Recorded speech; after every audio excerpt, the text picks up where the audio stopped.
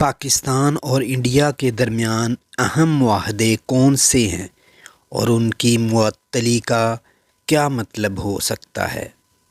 جیسا کہ شملہ معاہدہ اور دوسرے جوہری و عسکری نوعیت کے جو سمجھوتے ہیں، ان کی معطلی کے کیا اثرات مرتب ہوں گے؟ انڈیا کے زیر انتظام کشمیر کے علاقے پہلگام میں مسلح افراد کے حملے میں 26 سیاحوں کی ہلاکت کے بعد سے پاکستان اور انڈیا کے معاملات میں ایک بار پھر کشیدگی میں اضافہ ہوا۔ اس حملے کے تناظر میں انڈیا کی جانب سے متعدد سخت اقدامات کیے گئے، جن میں اٹاری سرحد کی بندش، سفارتی عملے میں کمی اور ویزوں پر پابندی کے علاوہ 6 دہائی پرانے سندھ طاس معاہدے پر عمل درآمد کی معطلی بھی شامل ہے۔ اسی طرح پاکستان نے بھی انڈیا سے دو طرفہ معاہدے معطل کرنے کا عندیہ دیتے ہوئے فضائی حدود اور واہگہ بارڈر بند کرنے اور دو طرفہ تجارت کے عمل معطل کرنے کا اعلان کیا ہے۔ پاکستان نے بھی انڈیا کی طرح دفاعی اتاشیوں اور ان کے معاونین کو ملک چھوڑنے اور سفارتی عملہ محدود کرنے کو کہا ہے۔ پاکستانی وزیر اعظم شہباز شریف کی زیر صدارت جمعرات کو ہونے والے قومی سلامتی کمیٹی کے اعلامیے میں انڈیا کی جانب سے سندھ طاس معاہدے کو معطل کرنے کے فیصلے کو مسترد کرتے ہوئے کہا گیا کہ اس معاہدے کے تحت پاکستان کے حصے کے بہاؤ کا پانی روکنے اور اس کا رخ موڑنے کی کسی بھی سازش کو، کسی بھی کوشش کو جنگی اقدام تصور کیا جائے گا۔ اگرچہ پاکستان اور انڈیا کے درمیان گزشتہ 77 برسوں میں کم و بیش 40 دو طرفہ معاہدے ہوئے، تاہم ان میں سے چند ایک انتہائی اہم جن کو آج ہم ڈسکس کریں گے۔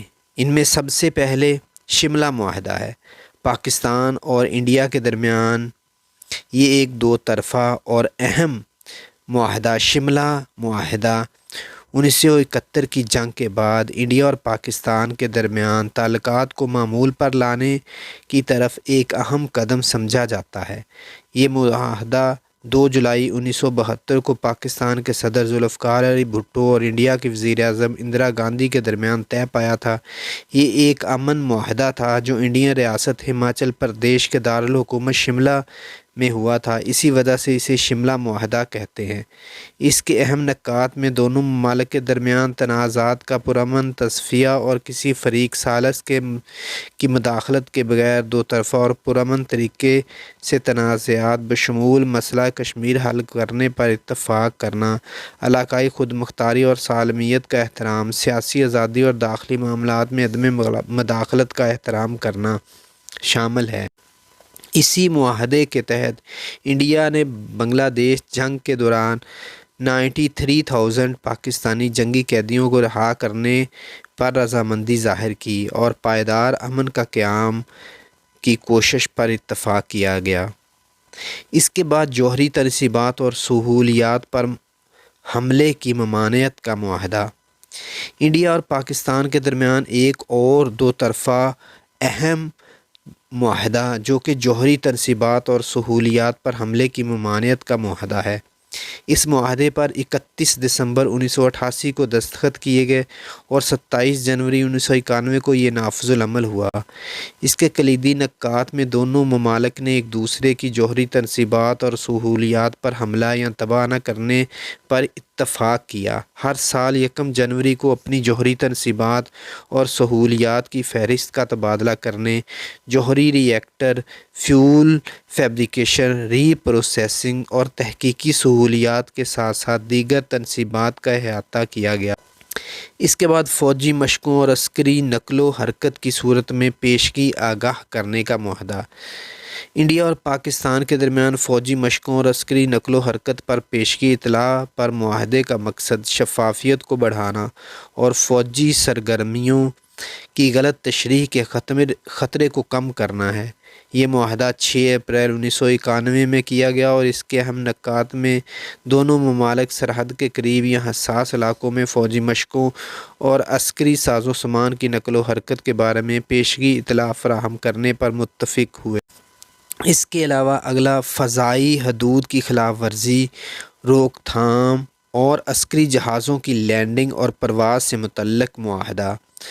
انڈیا اور پاکستان کے درمیان فضائی حدود کی خلاف ورزیوں کی روک تھام اور عسکری طیاروں کو اوور فلائنگس اور لینڈنگ کی اجازت دینے کے معاہدے کا مقصد حادثاتی یا غیر مجاز اور اوور فلائٹس کو روکنا اور محفوظ ہوا بازی کے طریقوں کو فروغ دینا ہے۔ یہ معاہدہ بھی 6 اپریل 1991 کو ہوا تھا اور اس کے اہم نکات میں دونوں ممالک پیشگی اجازت کے بغیر ایک دوسرے کی فضائی حدود کی خلاف ورزی نہ کرنے پر متفق ہوئے۔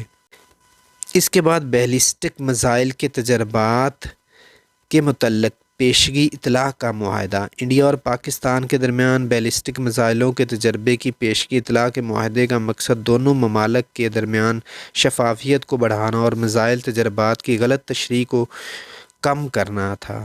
یہ معاہدہ 3 اکتوبر 2005 میں طے پایا۔ اس معاہدے کے تحت دونوں ممالک کا بیلسٹک میزائل تجربات کی پیشگی اطلاع فراہم کرنے پر اتفاق، میزائل کی قسم، لانچ کی جگہ اور متوقع متاثرہ علاقے کے بارے میں معلومات فراہم کرنا شامل تھا۔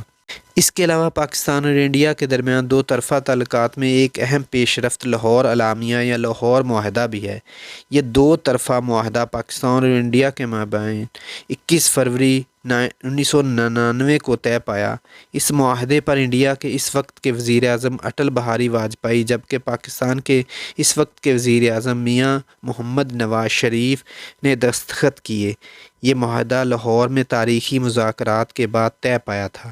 لاہور اعلامیہ تاریخی لحاظ سے انتہائی اہمیت کا حامل ہے کیونکہ یہ دونوں ممالک میں ایٹمی تجربات کے بعد ہونے والے معاہدات جو دونوں ممالک کے مابین تعلقات میں بڑی پیش رفت قرار دیا گیا۔ اس معاہدے کے تحت دونوں ممالک کے درمیان جموں کشمیر سمیت تمام تصفیہ طلب مسائل کو پرامن بات چیت کے ذریعے سے حل کرنے پر زور دیا گیا۔ اس کے بعد انڈیا اور پاکستان کے درمیان مذہبی مقامات پر زائرین کے دورے کو معاہدے کا مقصد دونوں ممالک کے درمیان مذہبی مقاصد کے لیے سفر کو آسان بنانا تھا۔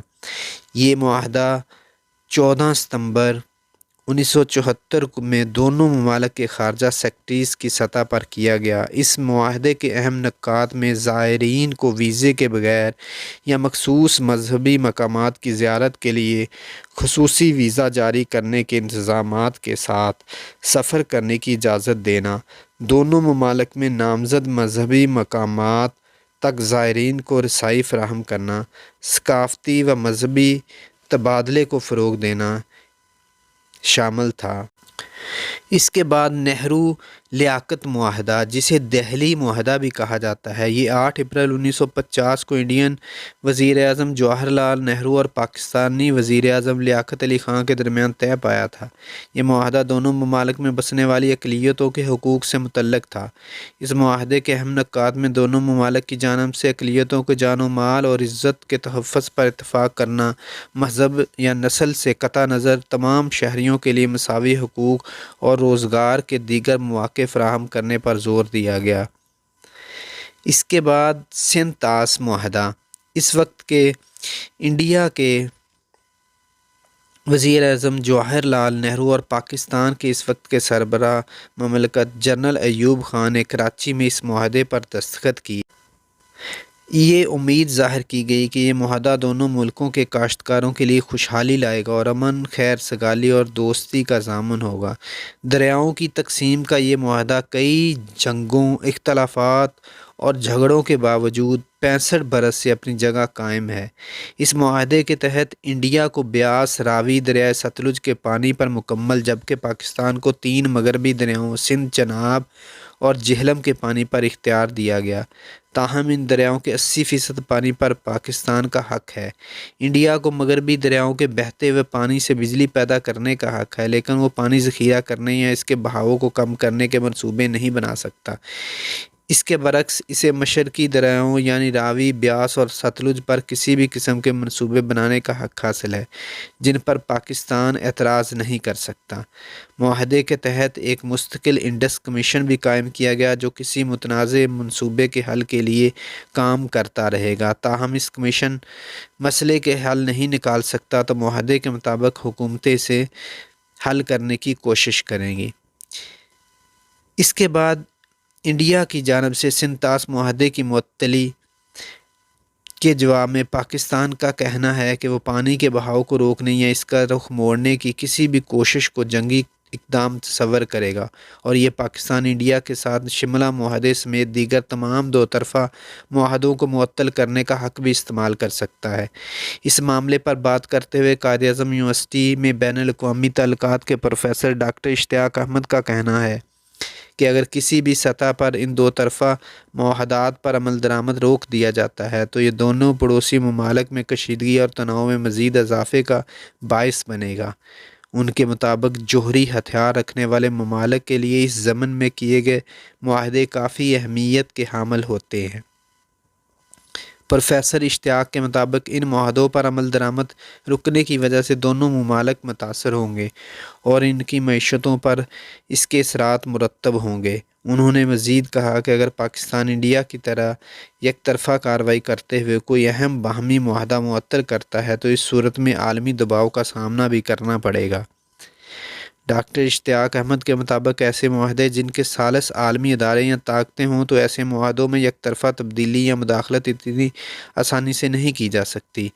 دوسری جانب تجزیہ کار ہما بقائی نے بی بی سی کو بتایا کہ شملہ معاہدے کو تو ایک ایسا تھریٹ کہا جا سکتا ہے جس سے زیادہ فرق نہیں پڑے گا، مگر انڈیا کے ساتھ ہارڈ لائنز اور ہمارے نیوکلر معاملات سے متعلق معاہدے بھی ہیں، جبکہ لائن آف کنٹرول سے متعلق بھی ایک اہم دو طرفہ معاہدہ موجود ہے۔